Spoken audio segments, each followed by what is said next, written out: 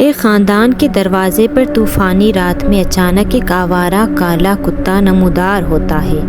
وہ اسے پناہ دیتے ہیں، مگر اس کی چمکتی آنکھیں سب سے چھوٹے بچے کو خوفزدہ کر دیتی ہے۔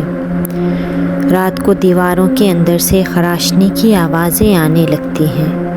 والدین سمجھتے ہیں کہ یہ کتے کی حرکت ہے، مگر بچی اصرار کرتی ہے کہ کتا تو اسی کے پاس سو رہا تھا۔ صبح گھر کی بلی مردہ ملتی ہے۔ اس کا جسم نوچا گیا ہوتا ہے۔ خون کے دھارے سیدھے کتے کے کمرے ڈوگ ہاؤس کی طرف جاتے ہیں، لیکن کتا اندر پرسکون بیٹھا صرف گھو رہا ہوتا ہے۔ ایک پرانی پڑوسن گھر آتی ہے۔ جیسے ہی اس کی نظر کتے پر پڑتی ہے، وہ کانپنے لگتی ہے اور سرگوشی کرتی ہے۔ یہ کوئی پالتو جانور نہیں ہے، یہ کالے جادو دیو نما کتا ہے۔ یہ خود خاندان کا انتخاب کرتا ہے۔ فیملی ڈر جاتی ہے۔ باپ کتے کو رات کو باہر لے جاتا ہے تاکہ سکون پا سکے ان کی فیملی، مگر وہ کبھی واپس نہیں آتا۔ صرف اس کی رسی لوٹتی ہے، پھٹی ہوئی اور خون میں بھیگی ہوئی۔ رات کو بچی آنکھ کھولتی ہے اور دیکھتی ہے کہ کتا دو ٹانگوں پر کھڑا ہے اس کے پیٹ پر۔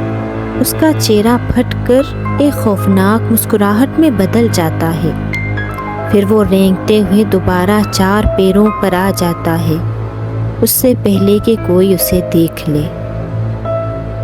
اگلی صبح گھر کے سامنے ایک بڑا گڑھا کھودا ہوا ہے۔ کتے نے یہ گڑھا کھودا ہے جو ہڈیوں سے بھرا ہے، جانوروں کی بھی اور انسانوں کی بھی۔ خاندان کو احساس ہوتا ہے کہ برسوں سے خوراک جمع کرتا رہا ہے۔ ماں دیکھتی ہے کہ اس کی بیٹی رات کو کتے سے سرگوشی کر رہی ہے، لیکن بیٹی کی آواز بدل گئی ہے، گہری اور غیر انسانی۔ ماں آگ جلا کر کتے کو بھگانے کی کوشش کرتی ہے، لیکن شعلے اس کی اصل شکل ظاہر کرتے ہیں، ایک سیاہ دیو بے شمار دانتوں کے ساتھ جو اندھیرے میں پلتا ہے۔ ہفتوں بعد یہ مکان ویران پایا جاتا ہے۔ اندر کی دیواروں پر پنجوں کے نشانات ہوتے ہیں۔ دروازے پر ایک کالا کتا پرسکون بیٹھا ہے، اپنی اگلی فیملی کا انتظار کرتے ہوئے۔